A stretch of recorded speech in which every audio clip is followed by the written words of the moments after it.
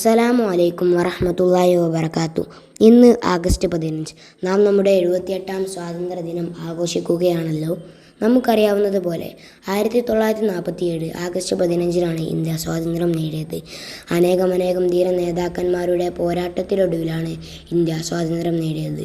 അനേകർ ജയിലിൽ അടയ്ക്കപ്പെട്ടു, അനേകർ രക്തസാക്ഷികളായി, അനേകർ ഉപദ്രവിക്കപ്പെട്ടു. ബാപ്പുജി, നേതാജി, ചാച്ചാജി, അബുൽ കലാം ആസാദ് തുടങ്ങിയ അനേകം ധീര നേതാക്കന്മാർ ഈ സമരങ്ങളിൽ മുന്നിൽ നിന്ന് നയിച്ചു. ഈ ധീരമായ സമരങ്ങളിൽ പങ്കാളിയായവരെയും ബലിയർപ്പിച്ചവരെയും സ്മരിക്കുവാനും ആദരിക്കുവാനുമാണ് നാം സ്വാതന്ത്ര്യദിനം ആഘോഷിക്കുന്നത്. ഇന്ന് ലോകത്തിലെ ഒരു വൻ ശക്തിയായി ഇന്ത്യ മാറിയിരിക്കുന്നു. അതിനെയെല്ലാം പ്രയത്നിച്ച എല്ലാവരെയും നമുക്ക് ഈ സുദിനത്തിൽ സ്മരിക്കാം. ഇന്നും പല വെല്ലുവിളികളെയും പല പ്രശ്നങ്ങളെയും നാം നേരിടുന്നുണ്ട്. അതിനെയെല്ലാം ഐക്യത്തോടെ നാം നേരിടണം. നമ്മുടെ രാജ്യത്തിൻ്റെ അഭിമാനവും സമ്പത്തും കാത്തു സൂക്ഷിക്കുവാൻ അള്ളാഹു നമുക്ക് ആരോഗ്യവും സമ്പത്തും നൽകി അനുഗ്രഹിക്കുമാറാകട്ടെ. അസ്സലാമു അലൈക്കും വറഹ്മത്തുള്ളാഹി വബറകാതുഹു.